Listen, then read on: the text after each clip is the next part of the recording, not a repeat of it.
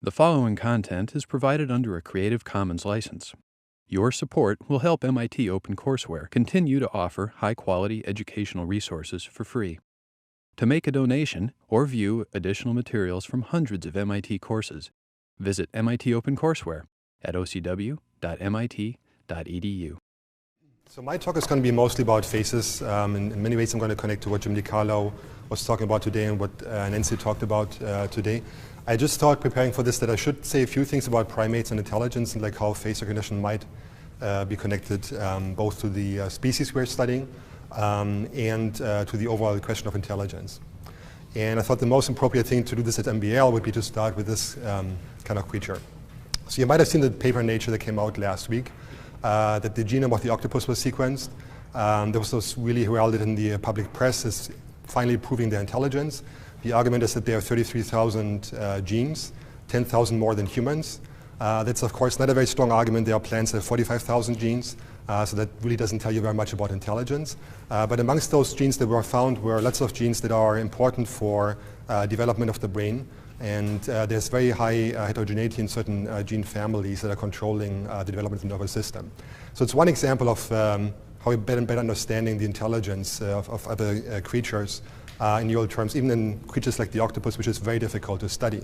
The point I would like to stress about the octopus is there's really nothing social about these species. Actually, almost simultaneously with this paper, there was one report about sexual reproduction in one particular species of octopus, where it's not clear if it's violence or more affectionate, but this is really the one exception to otherwise a life that's pretty much non-social at all.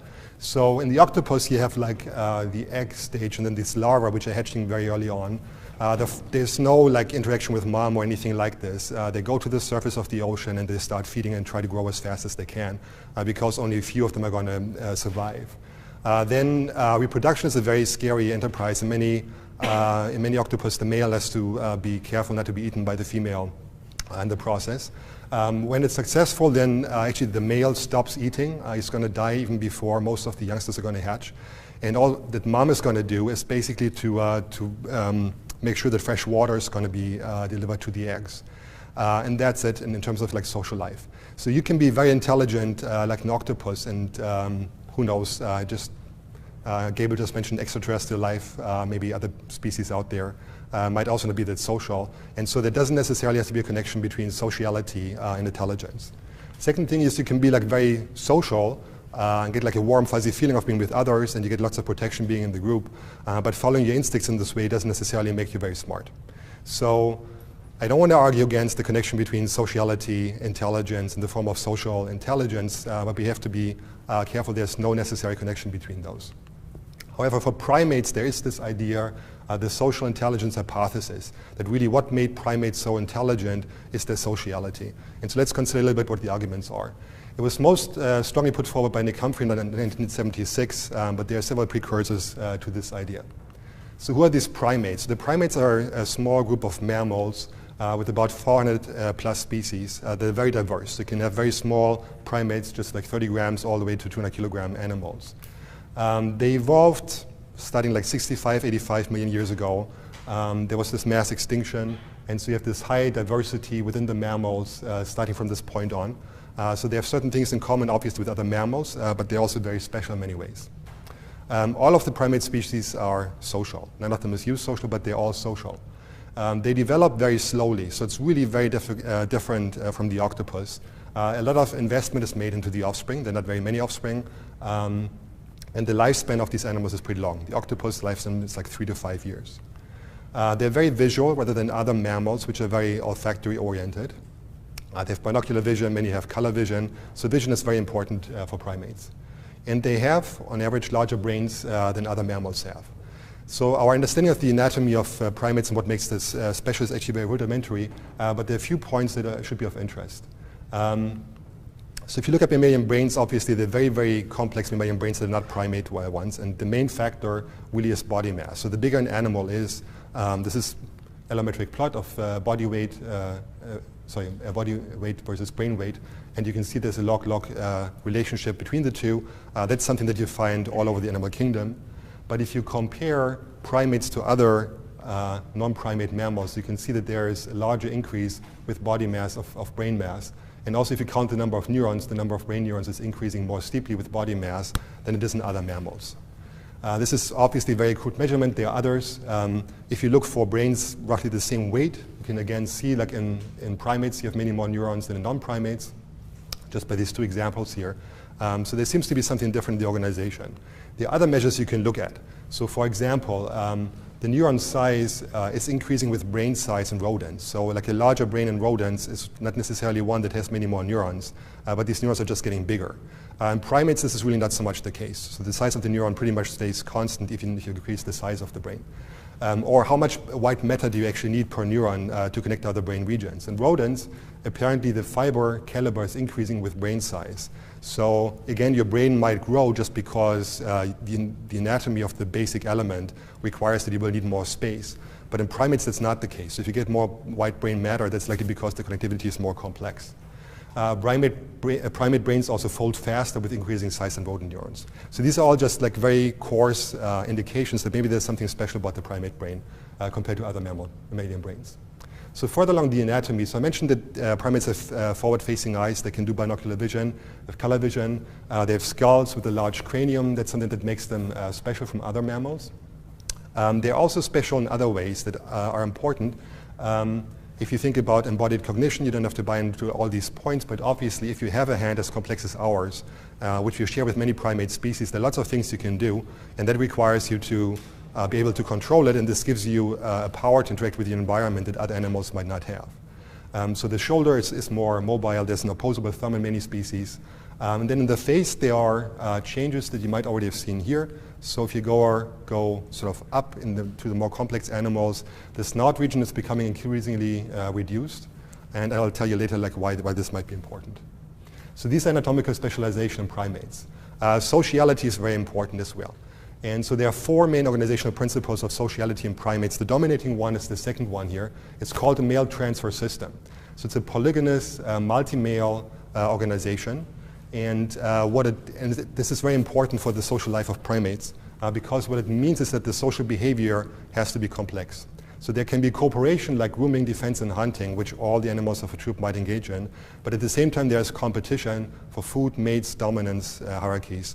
And that's a function of the complexity of the social environment.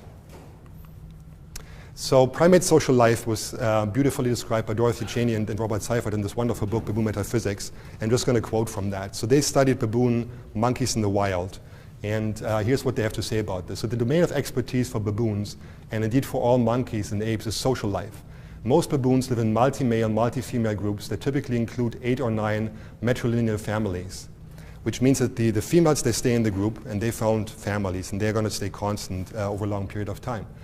They have a linear dominance hierarchy of males that changes often, and a linear hierarchy of females and their offsprings that can be stable for generations. Daily life in a baboon group includes small-scale alliances that may involve only 3 individuals and occasional large-scale familial battles that involve all of the members of 3 or 4 matrilines. Males and females can form short-term bonds that lead to reproduction or longer-term friendships that lead to cooperative child-rearing. The result of all this social intrigue is a kind of Jane Austen melodrama in which each individual must predict the behavior of others and form those relationships that return the greatest benefits. These are the problems that the baboon mind must solve, and this is the environment in which it has involved.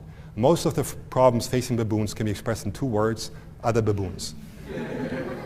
And so this is really important. So again, like if you're social, you don't necessarily have to be very smart. You can be very smart, you don't have to be social, but there's something special apparently about primates that links our intelligence to our sociality.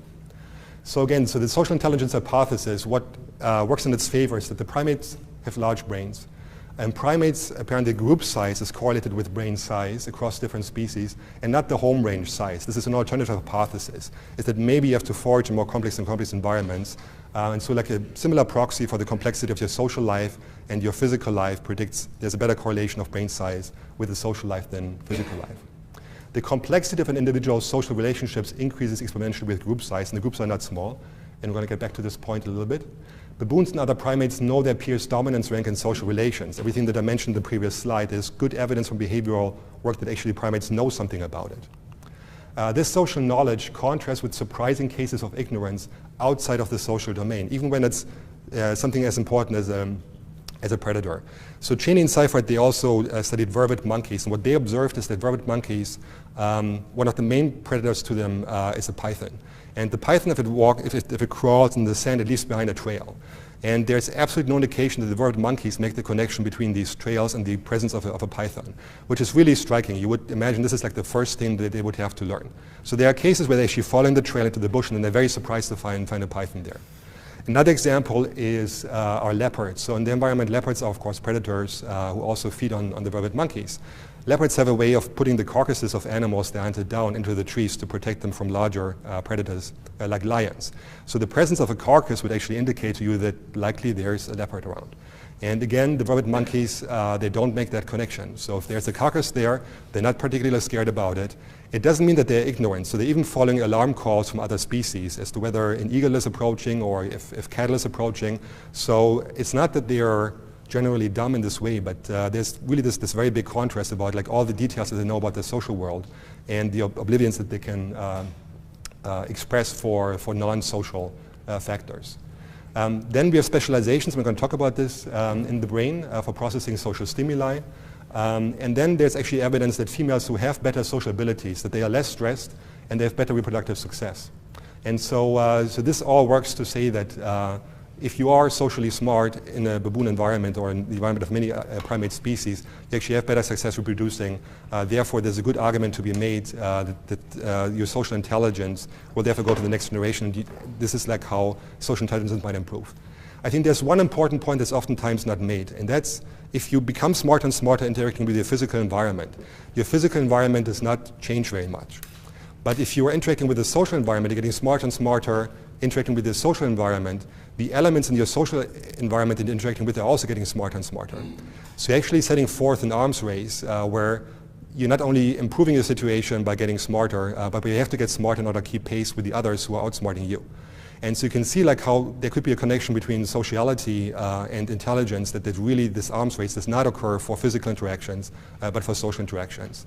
So that you actually have to be able to better predict the next move of someone else in your group, and you have to know something about that individual for you to be successful. So there are arguments against the social intelligence hypothesis. So in particular, we're ignorant about many other species. So there are other social species. Hyenas, for example, have complex societies, but hyenas have not been studied as much as monkeys have. We also don't know about the complexity mostly for this reason, where they're really compared to whales, for example, primate societies are more complex. And this, of course, would be like a crucial conjecture of this social intelligence hypothesis. Then within the primate orders, there are actually some other correlations that they do predict brain size very well. And so within the primate order, social learning, innovation, and tool use are strongly correlated with brain size and not with group size. So you could imagine a scenario where actually the evolution of basic social intelligence is something that's very basic to primates. But then if you go to different species within the primate order and ask like why did they become so smart, like orangutans or chimps who can use tools, then it really might be the tool use that might be of more importance than the sociality. Okay, so I have a movie here that actually illustrates these two different hypotheses. So you see social interactions here in a group of Tonkin macaque monkeys. You can see the facial displays. You can see that they are tending to each other. And, well, you might think that they are trying to figure out what's actually going on here. And here's the alternative hypothesis. So this is tool use. So you can see this guy really just invented a cool tool, nose pick. And so it's anyone's guess what's more important to your intelligence. You being able to read the social signals from other individuals in your troop, or your ability to invent a nice nose pick. So, and the last point I wanted to make is a question. So are the primates' abilities in social knowledge really intelligent, or is it just more like idiot savant-like ability? So like a unique specialization where they're good at. The argument that Cheney and Seifert made is the following. So the knowledge that they have should actually be true knowledge and just not like learned associations. And the reason has to do with the complexity of the social environment. If you have 80 different individuals, which is the typical case for these baboon monkeys, you have 3,160 pairs of animals and 82,160 triads. It's going to be virtually impossible for you to learn all these different pairwise relationships and then behave intelligently based upon it. Second, these relationships can change very fast. So it would not be very smart to try to have like a list of all these pairwise interactions and then act upon that. No single behavioral metric seems to be necessary or sufficient to recognize associations like matrilineal kin. So human observers apparently are not very good to predict this if they don't know the animals very well personally. Then you might think, well, maybe it's not exactly like a list, but you don't really learn this much and you apply like a simple rule to it. And that also doesn't seem to work very well. Because social relationships like friendships, they're intransitive. So if A and B are friends, B and C are friends, it doesn't mean that A and C necessarily have to be friends. Others, like family relationships, are complex and non-associative. So if A is the mother of B, it actually means that B is not the mother of A. So there's a more complex interaction there as well. And then finally, there can be simultaneous membership in multiple classes.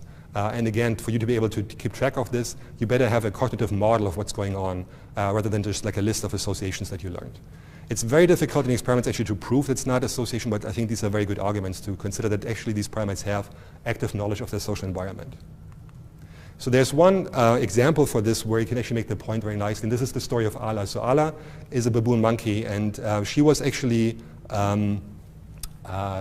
living with farmers in Southwest Africa. So there was a habit at the time to actually replace dogs who were herding goats with baboons. And so you can see Ala sitting here. You can see here adopting some of the behavior of the goats. So she's licking salt here, which is something that baboons would naturally not do. She would continue to engage in social behaviors that are typical for baboons. So she would groom the goats, for example. But the most amazing thing about her, which is a little hard to see, as you can see her here, she's carrying one of the little yinlings here and brings it to its mother. And the description of what this animal was doing was when the goats were brought home, and then sometimes they were separating the mother goats from their offspring. She would actually go manic and then try to pair them up and would not stop until she was finished. And this would even happen as like multiple goats were calling for the yinlings and vice versa. And so she would have to put order into the social world that she was living in, and she wouldn't stop until this order was restored. And the farmer said that they were not able to tell any of the adult goats or the yinlings or know any of the pairs. But this was like her world. This was like a social environment that she was in, and she would structure it according to her cognitive demands. So the point is that primates have intricate social knowledge, so they know about the status of individuals, like their age or their gender. They know about the interactions of individuals. They recognize them very simply, like grooming and mothering. And then based on these observations of the different individuals in the social world, they build these cognitive structures like friendship, kinship, and hierarchy that have an interesting, complicated structure to them. All of this is rooted in the concept of the person. And this is very important, and as I'm going to be talking about face recognition, I have to emphasize these are two different things. You can recognize a person from the face, but if you can recognize a face, it doesn't mean that you know who it is, who's behind the face. So the person concept would include like something like this is a juvenile female monkey, it's the daughter of X and so on and so forth. So this is knowledge that you have, and it's actually been shown in rhesus monkeys, the monkeys that we work with, that they actually have this person knowledge. So why do we study faces? So for us, faces really are the ideal intersection between object recognition, the study of which Jim DiCarlo talked about, and social cognition. As Jim was alluding to yesterday, vision is really important in primates. About a third of the primate brain is thought to be involved in visual function. So this is a lot, and this is testimony to the fact that there's a lot of information to be gathered from the outside visual world, but also that it's difficult computationally to gather this. And so Jim was explaining some of the computational challenges that object recognition has to solve yesterday, and I will come back to some of these points a little later.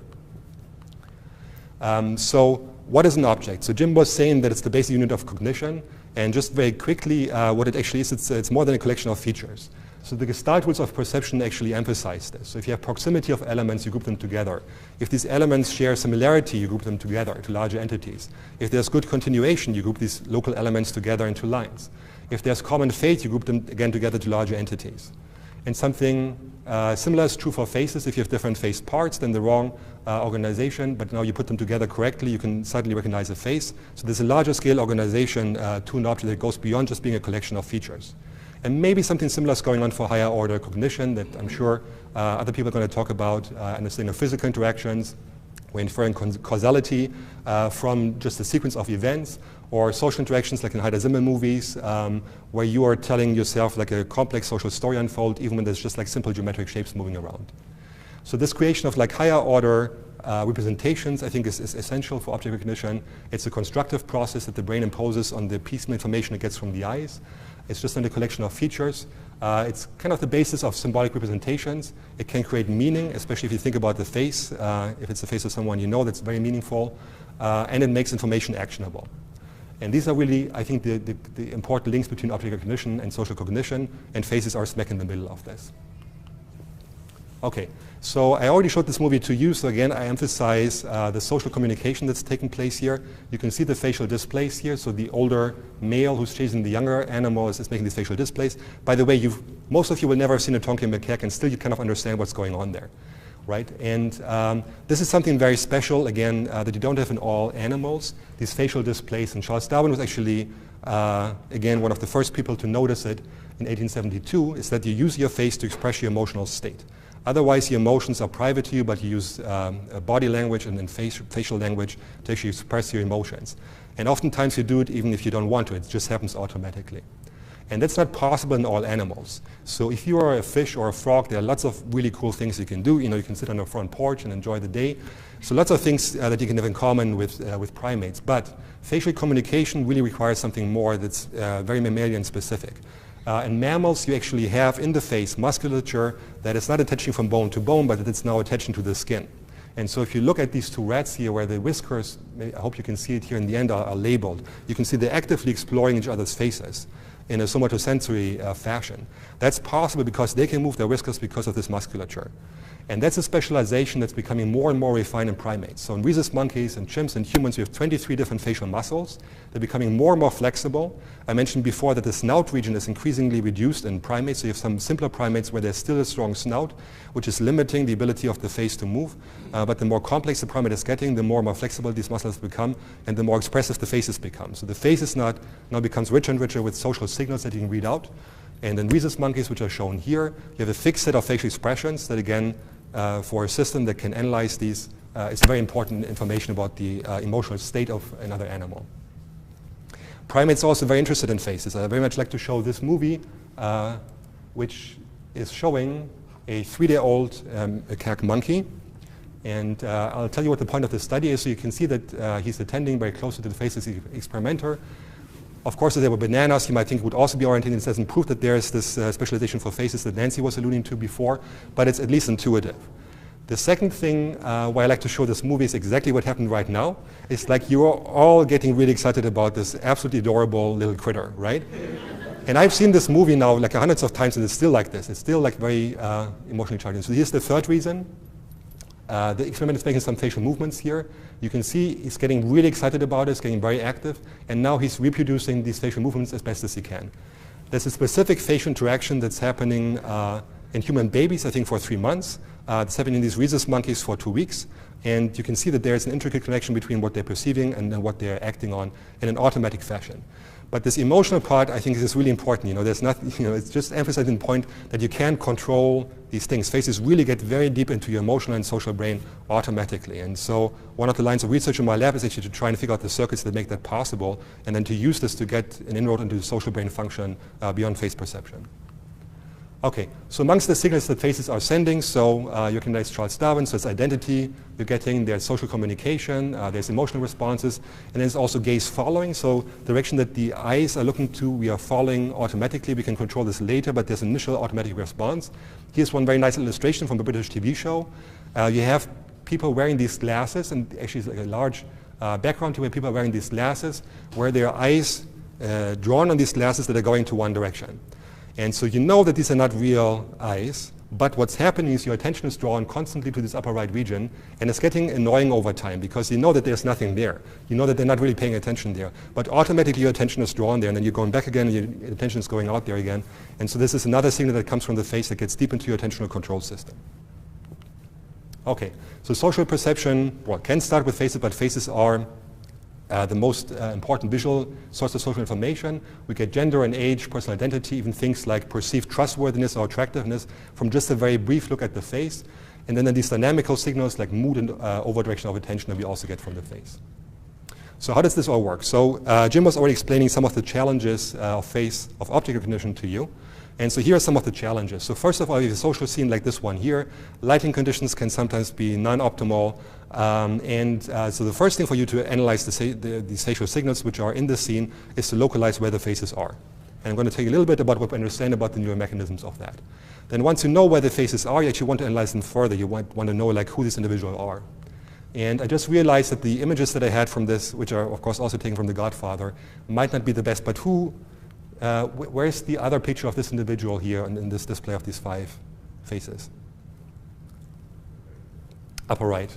And then there's another individual, this is Don Corleone, and is another person down here with 2 different directions. And then if the light lets me down a little bit more, you can see this better.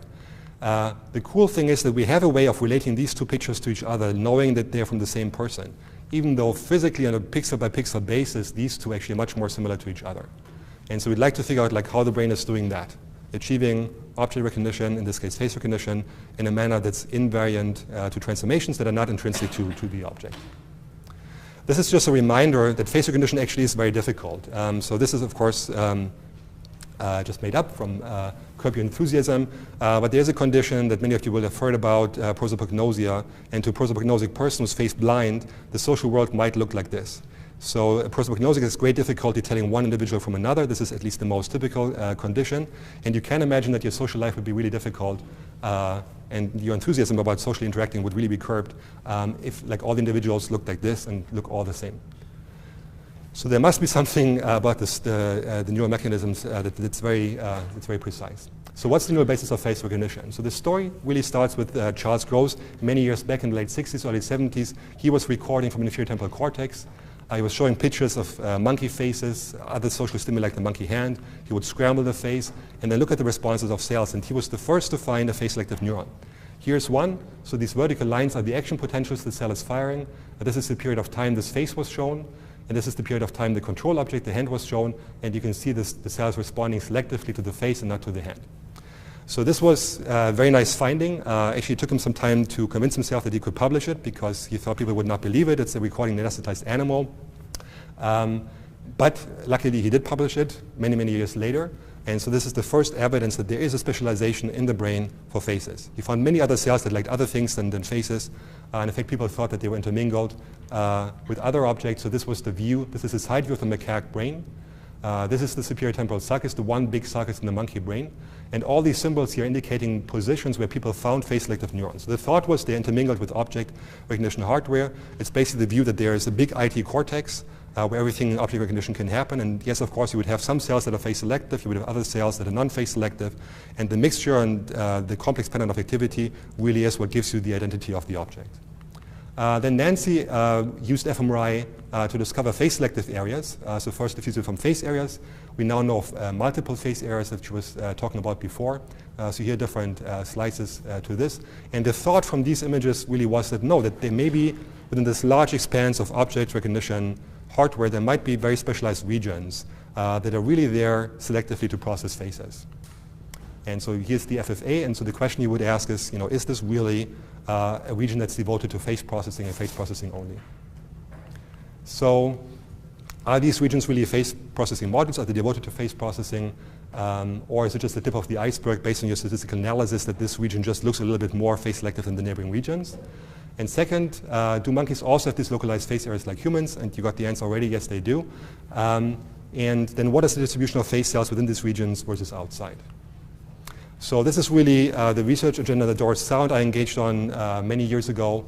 We used fMRI in macaque monkeys, same technology as in humans, slightly different coils. And this is the picture that we got. Very consistently across different animals. Here in the temporal lobe, you have 6 face-selective regions that you find at anatomically specific regions. There's some variation from one individual to the other, but with the exception of the most posterior area, you actually find all these areas in all individuals on both hemispheres. There are also 3 areas in the prefrontal cortex, which are a little harder to find, but the one in orbitofrontal cortex actually is as reproducible as the one in the temporal lobe.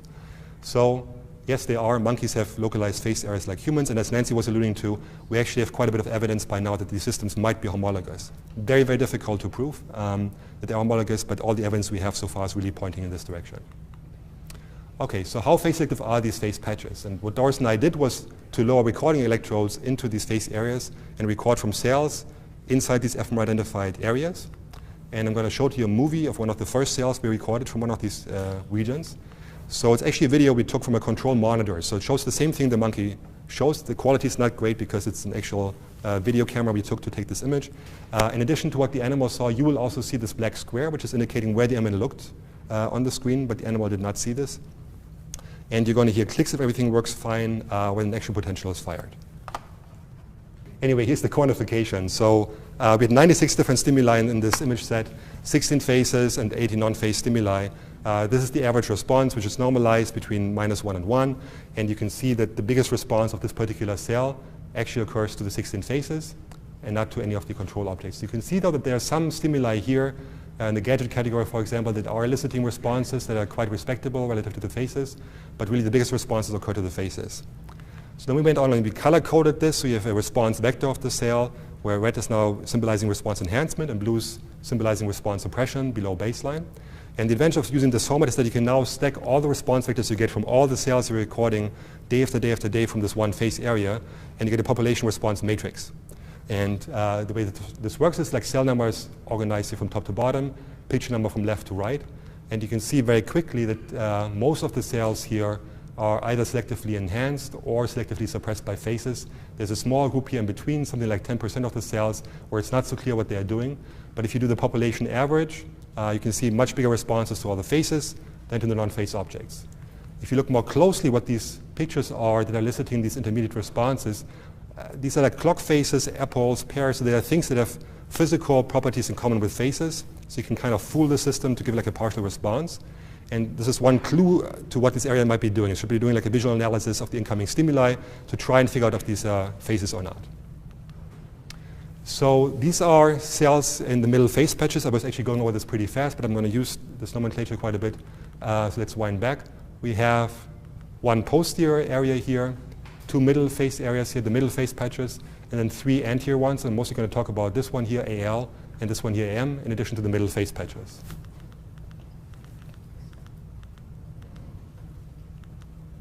So we think that actually this is another automatic phase recognition feat where you can't stop, feeling sorry for these peppers. They've been just cut in half, and so they seem to be screaming, and they're okay, but still you feel like something really bad just happened. And so we can't stop having these inferences about peppers where they look like faces. And one reason could be that we have this specialized circuitry that's just getting active if you get the right features, even these are not faces. Okay, so when the phasers were discovered by Charles Gross, this really fell on very fertile grounds, and I should just discuss some of the implications. So David Huber and Thorsten Wiesel just discovered a few years before orientation selectivity. So it's like a big jump from like early processing, where I could see how selectivity of cells was getting more complex, from like more concentric representations to elongated ones, from simple cells to complex cells, where complex cells are as selective as simple cells, but don't really care for spatial location, all the way up to like the opposite end of the visual system, where now you find like a phase-selective neuron. Jerome Letwin just had coined the term grandmother neuron, which some of you brought up yesterday. The idea is that there should be one neuron in your brain, or this is a hypothetical scenario he came up with, one neuron in your brain that's firing if and only if you see your grandmother, no matter what she's wearing, which direction you see her from. That's the neural correlate of you perceiving your grandmother is the activity of this one neuron. And there were other concepts like Jerzy Konowski's gnostic unit that made the same point.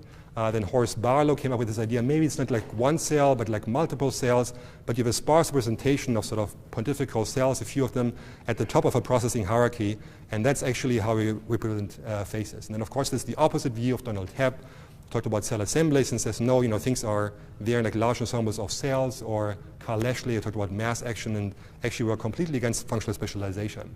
If you look at a plot like this, I think one of the things you want to emphasize is that these cells really don't fall into any of these categories. So you can have cells that are very, very phase selective, but they don't have to be very sparse. They will appear sparse if you probe them over and over and over with non-phase stimuli, because they're not going to respond to those. But within the domain of phases, they're going to respond to pretty much all phases. There are differences between these different cells. I'm going to come back to that as well. But it's one example where we can actually ask some of these deep questions about what is the neural code in a quantitative manner by focusing on the right stimulus in the right place to look at. Okay, so we have some evidence that monkeys like humans have phase-like regions, and the monkey phase patches appear to be dedicated domain-specific modules. The practical implications of this is that now we have unprecedented access to functionally homogeneous populations of cells that are coding for one high-level object category, and we know this category, we can make stimuli, and we can modify the stimuli, sometimes in parametric fashions, and so we can get very deep insights into how these cells actually are processing phases, how they are extracting properties from these phases. And we can do causal tests and actually show whether these cells are involved in phase recognition behavior. And I'm just going to go over this very quickly. This is work that Srivatsan Sadagopan has done. He actually gave me this picture of himself. This combines the front view and a profile view. The logic is very simple. So we want to inactivate one particular region ML. I'm going to tell you in a second why ML. While the monkey will be engaged in a task like this, where it has to find a face in the visual scene. The visual scene that we constructed looks a bit like this. It's displayed on a touchscreen monitor, so the animal is free to move around. It has to find the face in the scene, and the scene is composed of a pink noise background embedded in which there are 24 different objects. And the target object, in this case, the face, is going to be varying in visibility across like 10 different levels. We would have other tasks where the monkey body was included, which you will not be able to see here, but there is a monkey body here, or the monkey was looking for a shoe. Then we would infuse Mucimol, which is a pharmacological agent that is inactivating cells, along with a contrast agent, gadolinium, which we can measure in MRI. And then this yellow region here is the phase area ML, and this white region is the actual injection site that we used. And so this gives us like a way for every experiment to control, are we inside the phase area, are we outside? And we can use the outside injections as controls. What Watson found is shown here. So we have a psychometric curve. So in normal behavior, you're getting better and better finding the face in the scene as you're increasing its visibility. If you're inactivating, you get a reduced face detection behavior. I should emphasize that we are only inactivating one phase area out of 12 in the temporal lobe. We are only activating one hemisphere. And what Jim DiCarlo was emphasizing yesterday is there is retinotropy at this level of processing. So the animal can actually use a scanning strategy to go one direction and overcome this deficit. And so likely this effect would be much stronger if we had inactivated on both hemispheres or would have controlled precisely for the eye movement. But we're opting here for natural behavior.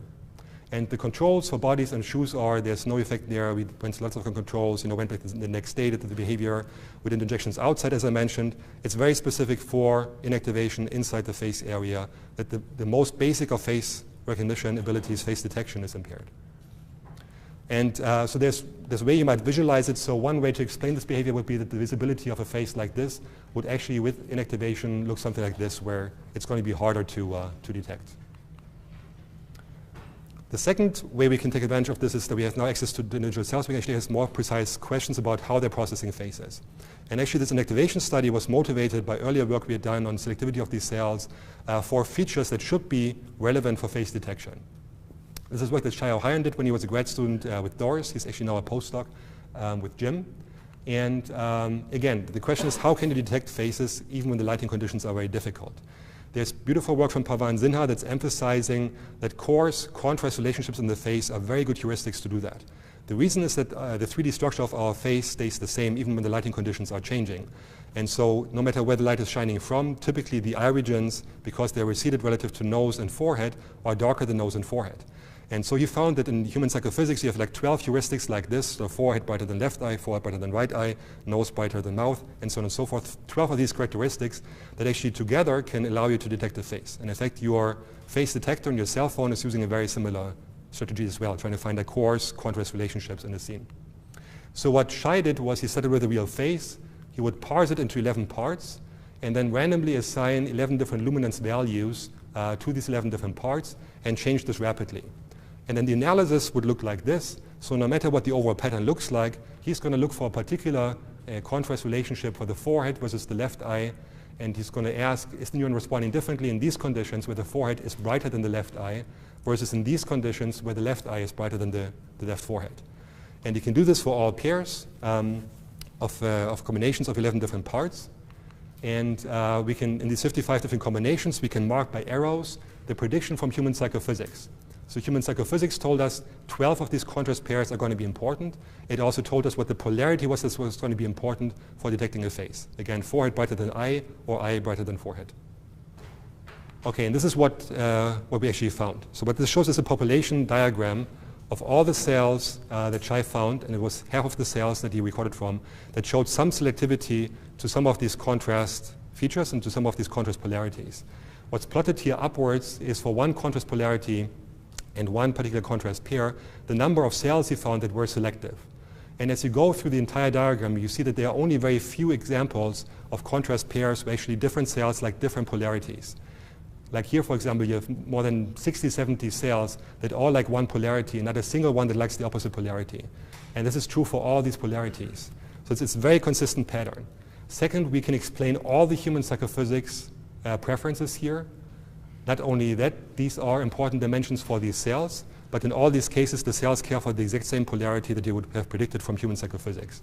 In addition, there are other contrast pairs that apparently don't matter as much in human psychophysics, but the cells also care about. So they seem to be using these coarse contrast features, and again, they're very useful for face detection. Now we've got the behavior that we know that's areas involved in face detection with stimuli where it's actually hard to make out the detail. Then Shai did a control, and I thought this was really the coolest thing ever. He's a computer scientist, and so of course he knew about databases and how to use them.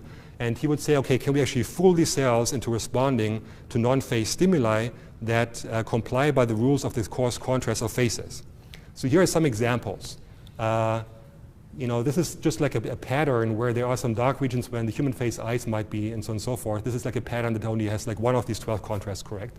But also in human faces, you can find some, when a person is smiling, wearing reflective glasses, lots of these contrasts are actually not in the face that should be there. So there are sort of very contrast correct faces, and there are some faces that are not very contrast correct. And so now you can ask, like, how does the response of the cells in the middle face patch change as you are increasing the number of correct contrasts, either in the face or in non-phase stimuli? And the answer is this: if you increase the number of contrasts in the face, the cells respond more and more. If you change the contrast in non-phase objects, the cells don't care. So there's something else in the coarse contrast that the cells care about. So they're not easily fooled to respond to things that clearly are not phases when the coarse contrasts are correct. And we could actually have predicted something like this should happen from an earlier study. So the first study we did, where we took advantage of the fact that in a phase-selective area we can record from phases over and over again and that they have similar properties, was a study where we looked at the effect of part and whole. This is one of the central features in psychophysics of human faces, is that you can get information from the face without any detail, just from the gist of the face. An example is again from Pavan Sinha. If you have a blurred face of a familiar individual, like some of you might recognize Woody Allen in here. Of course, with the glasses, it's a little bit cheating, but you can recognize him. And there are other examples in the study where people don't wear glasses. So you can recognize a famous face just from the gist of it. You don't need the details. On the other hand, we can process details. We can focus on details. And so how do these two things relate to each other? What we did was we constructed a face space, a cartoon face space, based on very, very simple geometric shapes. So these faces are just made out of ovals and triangles and lines, so very simple geometric shapes. But if they're put together, they actually look like faces. Now we can parameterize this face space, we can vary certain parameters. So we had faces that change in aspect ratio. They go from Sesame character Ernie here to Bert. We have pupil size, like no pupils here, very big pupils. We have inter-eye distance here. So these eyes are close together, like almost in a cyclopean fashion, or they can be very far apart from each other, straddling the outside of the face, and so on and so forth. And we would now randomly change these features in all these 19 different feature dimensions, randomly choosing a new value every time we show this face. It looks a bit like a cartoon character who's trying to talk to you. But the way we analyze this is very simple. So we just asked, no matter what these other features are, for the first feature dimension, does the firing of the cell change as we're changing this feature dimension? Then we asked this for the second dimension, the third dimension, and so on and so forth for all these 19 different dimensions. What we found is shown here for one example cell. So we get 19 different tuning curves, and of these 19 different tuning curves, 4 are significantly tuned. For this particular cell, it was face aspect ratio, so it didn't like Ernie, it liked Bert. It liked the eyes very close together, not far apart. It liked the eyes a little bit narrow, not wide, and it liked big irises, not small ones. What's very typical for how these cells are processing these features are these ramp-shaped tuning curves. So more than 2/3 of these tuning curves have this ramp shape, which means that these cells are relaying the information that they are measuring in an almost like one-to-one fashion. So this is like a little cartoon. This is not what the cells are actually doing. It's just a metaphor. But it's almost like they're taking a ruler, measuring inter-eye distance, and they're relaying this feature in almost one-to-one fashion in their output. Another implication is that most of your coding capacity is actually at the extremes, because many cells will have big responses there, many cells will have small responses, so most of the capacity is there. That's the range where caricatures live, and oftentimes we're better able to recognize individuals based on caricatures than the individuals themselves. Okay, so in the middle face patches, They're causally and selectively relevant for face detection. The cells are virtually all face selective. Based on these two findings, we actually suggest, and it's a little bit like Nancy said, as a strong statement putting out there to get backlash if there is. So we do think that there are modules that are there for face processing and face processing only. Okay, the gain of tuning curves is modulated by the presence of the entire face. There's this ramp-shape tuning, which is very useful. The cells are sensitive to contrast ratios, which is very useful for face detection. So we can really get mechanistic about understanding face recognition. It's not just that we can say, okay, these cells are responding more to faces, but we can say like why they're responding more to some faces than to others. In fact, you can predict from the cartoon results how the cells are responding to pictures of actual people with the very fine details physically. And so at the level of the middle face patches, we already have some of the requirements for a face recognition system. So we have mechanisms for face detection, we have some encoding of facial features, and we have encoding of configurations. Okay, so Nancy said I should talk about this. I'm going to talk about this. So Sebastian Möller was a wonderful grad student with Doris and me. And he did the following, he asked the following question, so whether the face patches are connected to each other or not. If you look at the overall organization, these face areas are very far apart from each other. So the most posterior to the most anterior is 1 inch apart. It's a third of the entire extent of the primate brain. They live in different cytoarchitectonic environments. So you could also imagine that maybe their connectivity is mostly local. On the other hand, they're all interested in faces, and so you would imagine that maybe there are specialized connections between them. The way we addressed this was with microstimulation inside the scanner. So we would first image the face areas.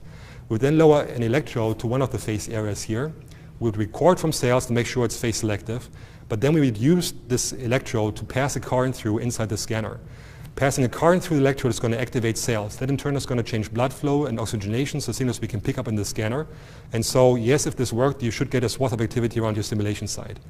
But if these cells at your stimulation site have projections that are strong and focal enough to drive downstream neurons, you might also find activation at spatially remote locations, and you can then see where these locations are relative to the face areas. So here's a computer flattened map of the brain of one macaque monkeys. The green areas indicate by outline the extent of the face areas. We placed our stimulation electrode in one of the face areas, and this is the map we got for microstimulation versus no microstimulation. So there's no visual stimulus there. Actually, it works during sleep, during complete darkness. So we get a swath of activity around the stimulation site, and we get multiple spatially disjunct regions that are activated. So they're strongly driven by the cells in this region, and these overlap with the face areas. And this was a result that we found very consistently across different face areas. If you stimulate outside, you also get this patchy pattern of connectivity, but now it's outside of the face system. And so this is the picture that we got, is that yes, these face areas are actually part of a network of face areas that are strongly interconnected with each other. There's now data from retrograde tracer studies where you find that 90% of the cell bodies that are labeled after an injection inside a face area are inside other face areas or in the same face areas. So it's a surprisingly specialized, anatomically specialized and closed network. Okay, so what's happening in these areas? And again, my movies are not going to work. So in this area AL, which is more anterior, also virtually all the cells are face selective, but you have a property emerge here which we didn't have before, and that is mirror symmetric confusion. And it's something that we did not expect. We're still puzzled by. We have now maybe one explanation why it's happening.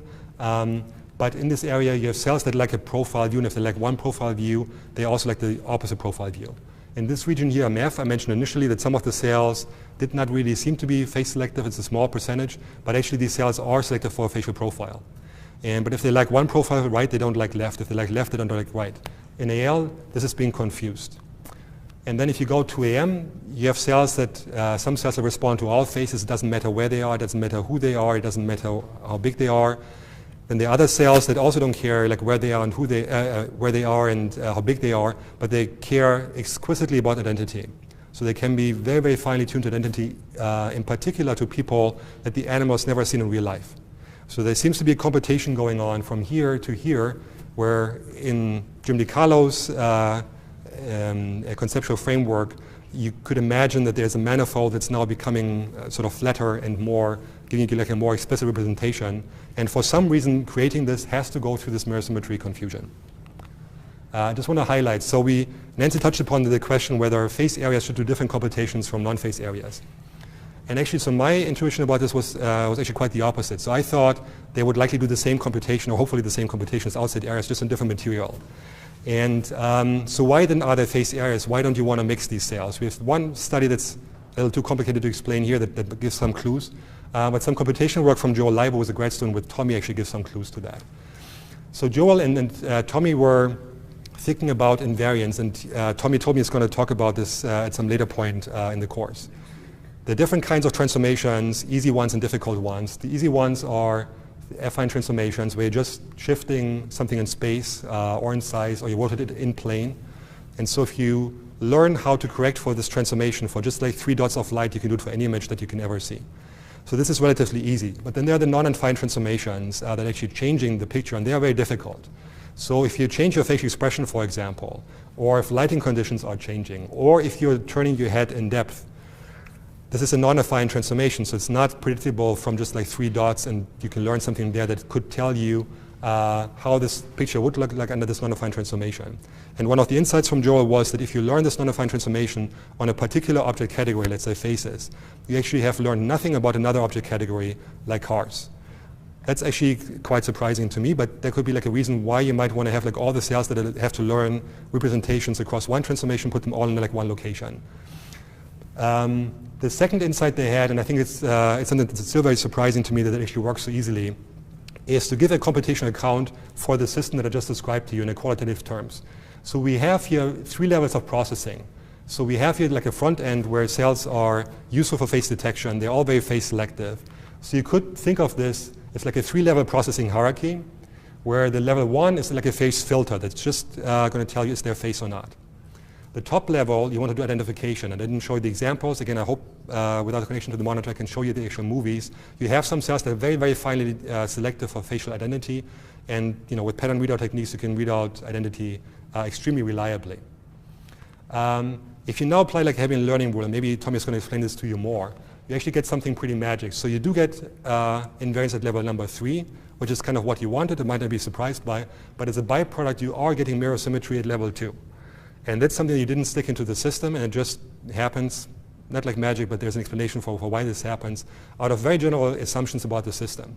So the point I want to make here, this particular model could be wrong, but it's something about like how knowing something about the overall organization of the system might actually reveal underlying relationships that you might not think about. So the fact that there are 3 levels of processing and not 4 or 5 or 6 might actually impact whether you find mirror symmetry or not, or whether you find mirror symmetry at one level or another level. And you don't necessarily get this automatically. Just put like any processing system together. Because there was mentioning of facial motion, I would like to give like a brief vignette of that. And that's actually, so I was emphasizing here transformations along this direction. But you can see that at least at 2 levels of processing, there are actually 2 phase areas here. One lateral to the estates and the other one deep inside. And so one of the questions we had was, going on here, like how they're different. And so one way you might think about this is again like connecting faces to social perception. So there are some faces out there that are not really faces, and so the faces of dolls are just like one example. So physically they are faces, but you can actually tell that they're not really real, they're not agents, and people like Talia Wheatley are wondering about questions like dolls are creepy. So there is an expectation that the face should belong to a real agent.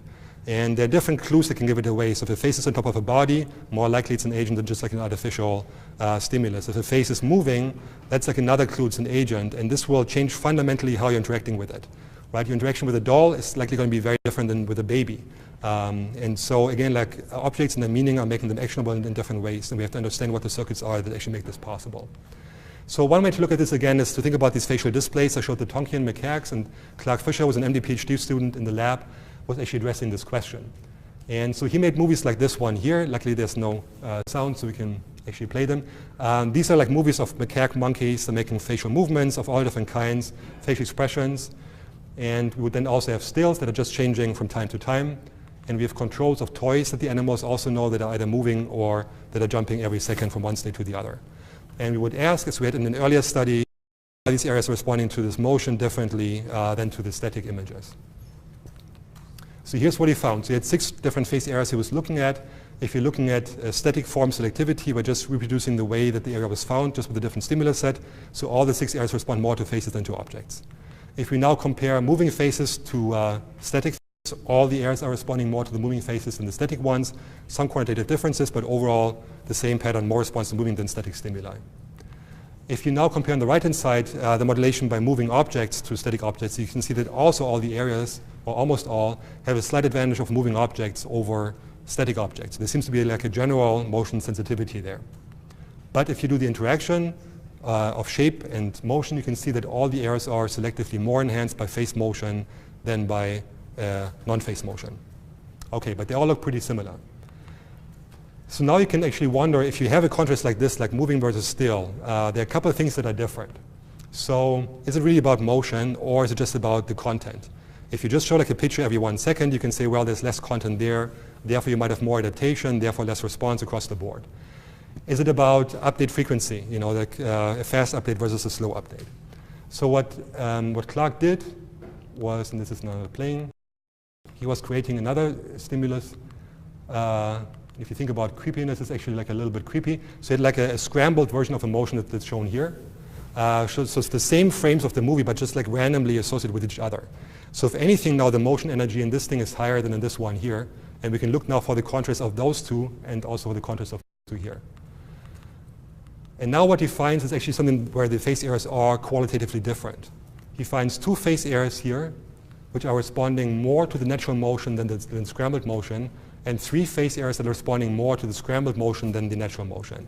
So they actually have opposite preferences. What we think is going on is here that, remember, also the benefit for facial motion over static phases, that they just like a fast update of content, ideally in a way that's not predictable. If you show me something new, I'm going to respond, and if it's something that I can't predict, even better. So this is what these guys are doing. But these ones here, they seem to be really sensitive to facial movement and naturalness of facial movement. And that was not smart. And these areas are located more deep inside the STS, more dorsally, and these areas are located more ventrally. So there's an organization, and he discovered a new phase area we didn't know before. It's the 7th phase area, which we called MD, which is really like a phase motion area. There are lots of reasons why we're excited about this. I mentioned between phase perception and agency interpretation. This is one possible link. There are more. It might be a second phase processing system. I cannot go through all the evidence. It's only indirect, though, that this area might not be connected to the other ones. I told you before that the 6 phase areas are intricately integrated to be like one network. This area never showed up in areas, therefore it might be separate. And this is kind of nice because it fits very nicely to the human situation. So in the human brain, you have the posterior STS phase area, which is exquisitely sensitive to facial motion. You actually often don't even get it for static phases. But it's very sensitive to facial motion. And actually Nancy has a beautiful study on that. And this area, by several accounts, is not the other phase area. So it seems to be like a separate specialization. That's another thing, another reason why we think that these systems might be connected to each other. Just a cool thing in the end, who can recognize this actor here? Show of hands. Okay, who can recognize him now? Okay, so facial motion is away a lot of things like identity. Jack Nicholson has a significant, very typical facial movements. So it's not just agency, it's not just facial expressions, it's also identity and lots of things that can go away. So we actually don't know yet what these areas are doing. Okay, so my summary, and I'm sorry I'm lunch, is this. So we can do fMRI in macaque monkeys just as in humans. What we find, we can apply to lots of domains. We've done attention studies for new attention areas. Here we apply it to phase processing. We find phase selective areas for phase processing. Recording there, and inactivating these regions is supporting the notion that these are likely modules that are selected for processing phases and phases only. These are interconnected into a phase processing network. It looks like all these areas have different functional specialization. So fMRI experiments are notoriously powered in the way of a number of different dimensions. So if we call them phase areas, it's not to say that they're all doing the same, but they likely all have different functions, and likely subregions of these have different functions. So again, there's no contradiction here to the view of like a Feinstein organization. Then there's like a 7th phase area which doesn't seem to be connected, could be a separate phase processing system. We have evidence for hierarchical processing that we can understand now in computational terms. And this is like one way that you can link, sometimes causally, sometimes correlationally, activity of single cells through different levels of organization to a very complex social behavior. And that's, again, I think, very cool opportunity to have in the domain of social cognition, that you can actually control stimuli very well. Because phases are so powerful to get into your social brain, you can likely take this approach deeper and get into actual social intelligence beyond phase perception this way.